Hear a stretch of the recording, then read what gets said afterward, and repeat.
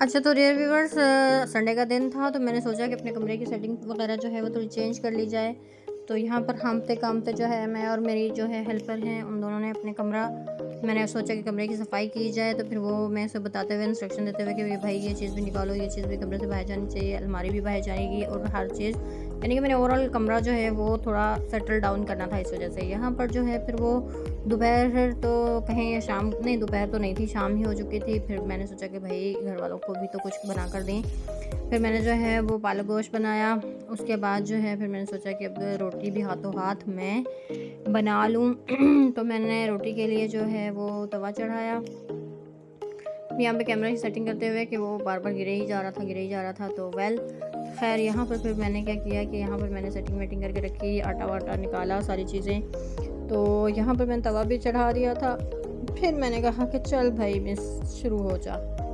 फिर फटाफट जो है मैंने जो है 4-5 रोटियां बनाई, क्योंकि हम चार पाँच ही लोग नहीं हैं, 2-3 ही लोग हैं। तो फिर मैंने खाना बनाना स्टार्ट कर दिया था। ये मेरा कैमरा फिर से गिर गया और ये जो है यहाँ पर मुझे जो है वो ये था कि भाई किसी भी तरीके से जल्दी से मेरा कमरा सेट हो जाए, क्योंकि आप बाहर भी देख रहे हैं बहुत ज़्यादा मेस मचा हुआ है। वो इसी वजह से, क्योंकि जिस दिन संडे होता है तो मेरी यही कोशिश होती है कि घर को थोड़ा बहुत टाइम दिया जाए, क्लीन किया जाए। ये देखें मुझे चक्कर ही चढ़े हुए हैं, मुझे समझ नहीं आ रहा कि अब पहले क्या किया जाए ना यहाँ अच्छा, तो डियर व्यूअर्स, यहाँ पर जो है मुझे लेट नाइट भूख लग चुकी थी। मेरे पास मतलब मैंने हॉटपॉट में देखा तो रोटी बची हुई पड़ी थी, और ये जो है पालक गोश्त और वाइट लोबिया का सालन यानी मिक्सचर पड़ा हुआ था, तो वो मैंने खा लिया। मैं जब ये सब चीज़ें करती हूँ लेट नाइट, खाना मैं खुद उठ के खाती हूँ। ऑफ कोर्स मुझे भूख लगी है तो मैं खुद ही खाऊंगी, आई मीन के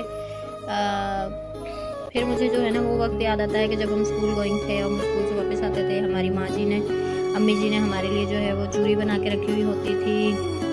हमें बहुत ज़्यादा स्पेशल ट्रीटमेंट जो है वो मिलता रहा है बचपन से ही ना। तो मतलब बड़े होते तक, इस उम्र तक, हम अभी 25-26 साल हमारी एजें होने लगी हैं, तो अल्लाह ताला ने बहुत जल्दी ही हमारी माँ जी को हमसे दूर कर दिया।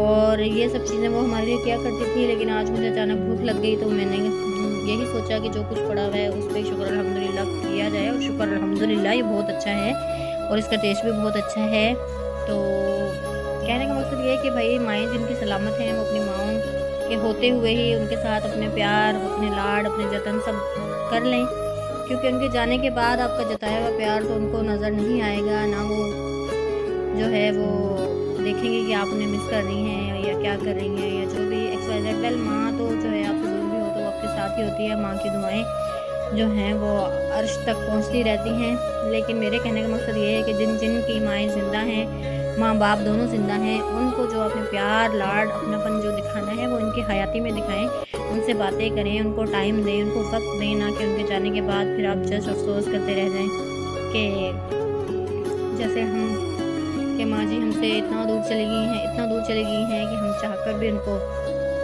यहाँ पर फिर मैं थोड़ी सैड हो चुकी थी, क्योंकि माँ लफ्ज़ ही ऐसा है कि बस। यहाँ पर फिर नेक्स्ट डे मेरे हस्बैंड ने जो है वो वहाँ के, जो मेरा घर बन रहा है उसके नज़दीक जो पौधे वगैरह लगाए हुए थे उसके क्लिप भेज दी थी कि ये देखें भाई हमारे पौधों के साथ जो है वो खरबूजे भी हो गए हैं, लोगों के होते नहीं और हमारे अल्लाह की तरफ से ये हो रहे हैं माशाल्लाह से। जो है हमने पौधे लगाए हुए वो भी हो गए हैं, और मतलब कि अब हमारे वहाँ पे भी हरियाली होगी। तो ये आउटर लुक है, जो मेरा घर पूरा बन जाएगा तो उसका मैं दिखा दूँगी। ये मेरा कमरा जब सेटल डाउन हो गया तो उसकी लुक कुछ यूँ आ रही थी, ये कुछ ज़्यादा ही स्लोमो में वीडियो बन चुकी थी। वेल तो फिर मैंने जो है ये ड्रेसिंग टेबल को थोड़ा हटा के इधर रख दिया था।